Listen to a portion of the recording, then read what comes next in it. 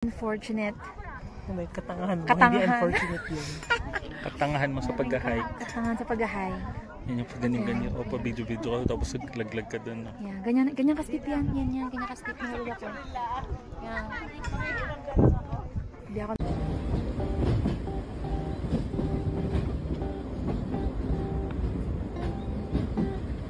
So, pagkababa namin, bumalik muna kami ng lodge. Nag-prepare para sa next na ginawa namin, which is yung Paitokan Trail. So, yan naman yung Paitokan Trail.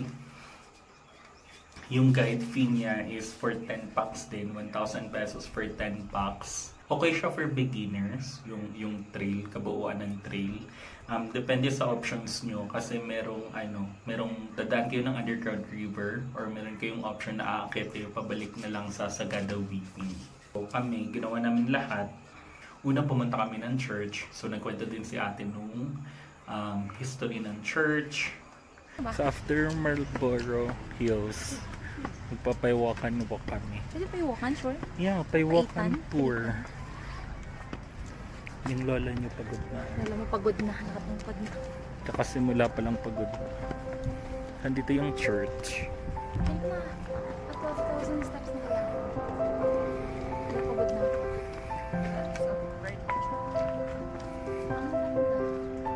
Kasi iba-iba ko ba?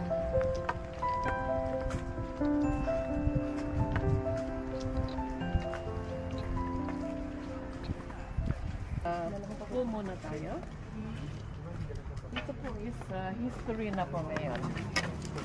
During 1900s, dumating yung American missionaries po sa amin. And kasi alam po natin na hindi po kami na-conquer. Kaya dumaan po sila sa liblib na lugar para hindi po makita ng mga headhunters.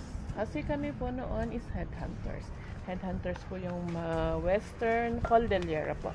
Sa Kalinga, ganun po. Yeah. Pumunta po sila dito.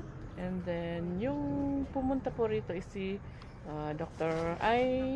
Reverend John Staunton. May asawa po siyang isang nurse. Kaya kung bakit niya kasi siya po yung nag-ano po dito. Sila po yung founder ng church, yung hospital, and yung school po. Until now po is still operating yung school and Yung hospital, kaso private na po ngayon. Okay. Kung bakit po na ano yung mga tao rito, kasi nung pumunta si Reverend Staunton po dito, may asawa siyang nurse. And then ano niya yung mga tao, kasi nung pumunta sila dito, lahat po is may mga sakit. Then, pumunta po sila, tinignan yung mga sakit, binigyan ng medicine. Kaya, yung mga tao rito na kilala sila, and then, ito po. Bago po nila gawin po itong mga church. Kasi naghanap po si Reverend Staunton ng mapapatayuan ng ganito po na katulad din po sa kanila. Pumunta po daw dito sa Philippines, dito daw yung nakitang magandang bakit po dito? Kasi yung mga tao po doon po. Kasi mas mataas daw po yun, mas magandang mataas yung simbahan dito. Kasi noon po is yun po yung pinaka-poblasyon. Yung sa inyo po, yung sa Amlangan Lodge, banda doon, yun po yung pinaka-poblasyon po noon. Later on yung mga dito po. Okay? Sila po yung and then may po kami dito noon, may kumbento and bahay ampunan. Yung mga bahay ampunan is sabi nila yung po sa amin is noon daw po is ito yung pinakaunang ampunan daw po noon. Kasi bawal po yung twins noon. Kung ano daw po. Yung isa ilalagay sa ampunan. Parang malas daw po yung twins. Kung hindi pinapatay, pinapaampun. Kaya Kasi niniwala sila doon dati na yung twins daw. Parang mirror ng kabilang mundo. Kaya sa US, pinapatay din yung mga twins. Kaya yung from whole Philippines dito po, yun. Sa atelihan, nagbawas ng Nung namatay yung ano, yung kasi yung mga madre po yung nag-aalaga sa mga twins, ay sa mga ampon. And then tinuruan po yung mga women's dito na mag-crochet, balik sa kanila yung income, dadalhin sa yung pinakaunang church po namin is out of Kugon. And then nung na-burn po yun ng mga yung mga Amerikano, kasi yung pagkakaalam po nila is maraming armas daw yung sa loob ng church. Kaya sinunog, and then until now, ito po. And then pagkatapos ng nasunog, ito na hanggang ngayon. Yung napalitan lang po dito is yung ano lang, yung bintana. Yes po, yung taas. colorful. Pero yung pinaka ano is nandun po sa loob. Yung dating ito. Kailan po yung mga meeting mo? Yung napabili? Yung kailan? Ano yung oras? 8 o'clock po. Yun lang. Nasira na ako. Ay, 6 o'clock and then. Wala na kayo. Parang Nakalagay po yung card. Sino masasabi mo sa Ano history? pong ano nyo? Religion nyo po? Catholic po. Ano po yun? Yung Anglican po is yun po yung Protestant ng Catholic. Nag-Protestant po sila, kaya kumala. Pero, same din po yung inaano natin sa Nicene Creed na we believe in one holy Catholic and Apostolic Church.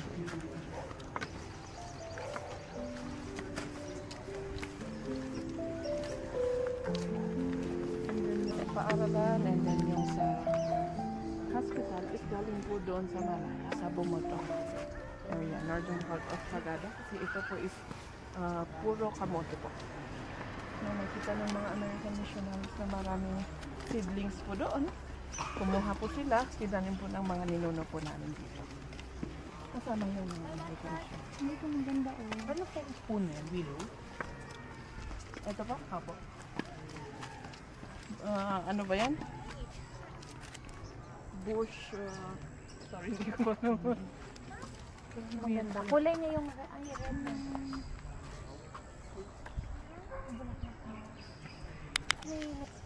Ano po ito? Ito po yung bunga ng ano. Simulang nagbubunga yung persimmon. Oh.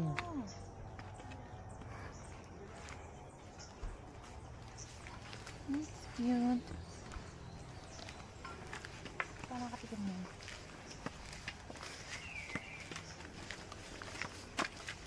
Nakatid ng persimmon. Pero pag dyan siya mahinog is ano, parang kamatis na Saan lang kami. Tapos pumunta din kami nung cemetery. So grabe kami, kasi may history talaga yung cemetery nila. The Church of St. Mary the Virgin. Ito na mga gusto ng isa. Gusto niya mga sementeryo. picture po kayo. Yan, picture. Picture niyo Kasi basta yan, Van. Akin na. Gusto niya yung mga medyo creepy. Wala pong creepy dito. Mahilig yan sa cemetery.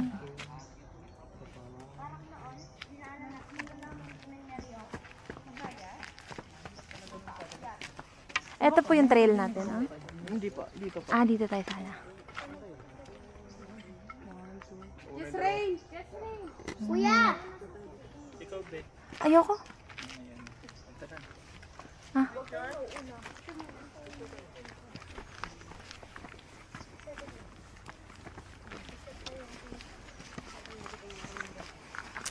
Ito na kami sa, ano yun pangalan? Ha? Mary the Virgin. Cemetery. Kasi yung ano po namin Saint doon, Mary is the St. Virgin. Mary the Virgin Church. Mm. Okay, dito po muna tayo. Nung ano, pumunta yung mga American missionaries po dito sa amin. Nakita po nila na ang sanitary yung pag-ibig. Kaya, tinuro po nila ito. Yung pinakauna is nasa taas, kasi ito is modern na po ito. And then, starting from, pag may isang namatay, is starting from Kabaong hanggang Mailibing is may bayanihan po kasi. Ay, Sa namatayan lang po yung may, yung ano ng materialis po. And then, yung mga iba po kasi is sobra-sobra po Kaya yung duwa ba siya? kinukuha po Kaya nilang nung material. halimbawa mag-asawa ka mo. Kaya what if na lang, gawaan po natin lang. Yan po yung may, yung Sagada is my forever. Yung forever ba yun? Bakit po? Kasi kahit May space para namatay, sa asawa. yes. Ay, kaya pala. Kaya pala may bukas yung ano. From their wives, husbands, or kahit anong mauna sa kanilang mga sa kanyang pamilya. Kasi hindi po natin alam na kung mauna yung anak or yung mother or father. Bakit po hindi magkapatong? Bakit Nandun po sa nakatabi? taas, meron po yung nakapatong. So, before po ng cemetery, yung paglibing pa dati, ng way ng paglibing, yun yung sa mga Yes cave. po. Yes. Bakit po doon? Kasi yung paniniwala po namin noon, nila noon is hindi daw po sila makahinga pag Sa lupa. and then para masikatan din ng araw.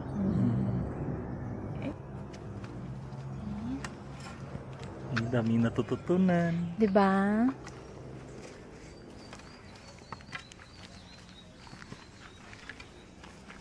Ay, ang daan ng trail pala.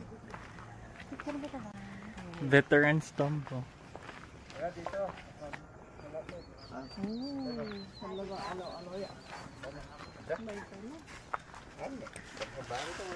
Kaya sa ano, masasapa na. Sa 44. Sa 44, opo. Meron po kaming isa dito. Ay, Dito po gusto ng family na mailibing. hindi Ayan. isinama sa ano. Yan po si Golokan. Tuwing November 1 po is hindi po kami tuwing November 1 po is ano, hindi po ba wala pong ano noon, kandila. Noon? Mahirap po yung kandila. And then, laging umaambon or umuulan. Kaya yung ginagawa namin, nagbo-bonfire na lang po. Kaya may mga uling. Baka dito po ba yung talagang silab na silab? Yes, yun po yung pinag-akoy. Pero hindi po feast po yun na. Pag pagkatapos ng misa, kasi dito po is lahat po ng religion accepted. Okay. Hindi siya Catholic Tuwing Church. November Catholic 1. Cemetery. Lahat po sila, kanya-kanyang misa sa church po nila or kung sa mga ano ba yun? Born again, gano'n po. And then, Isa sa mga sa 44 mo. yes. Diyan po yung pinaka-mother church po namin. Siya po yung last na Gusto ng family iuwi. After that, pupunta po doon yung pare, mag-bless, and then pag sindi ng kandila or ano dyan, sabay-sabay na po sila magsisindi. Ano po yung mga yung mga nakalibing? Ito po yung, Asan yung partner po? Baon? yan po yung pinakaunang ano. Ito Yung po mga is nauna ano. Yes. Ito po yung representation noon na wala pong semento. Pero alam po nila kung saan yung family po nila. Ito po. Nung damihan doon, may semento na, linagyan na po ng ganyan. Ito. Kaya dito po. may Tombstone. nakalagay. Ano po ma'am yung tanong nyo kanina? Yung mga partners nila kasi isa-isa lang. Kasi sa kabila, dalawa-dalawa, diba? Yes. Ito po is ano, magkasunod. Parang gano'n. Yung magkatabi lang. Binibidyo-video ko pa kayo kanina. Hindi pala napindot. May off lotion ako doon. Ba't di ka nag-off?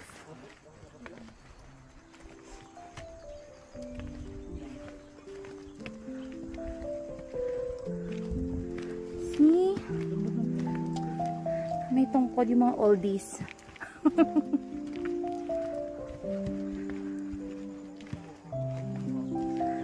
Ba't ka nakabuka kapag bumababa?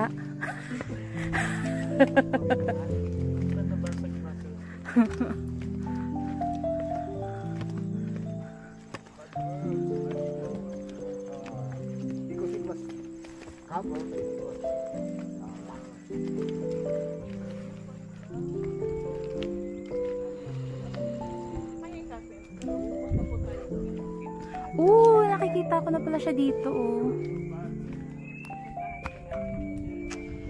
Yes po.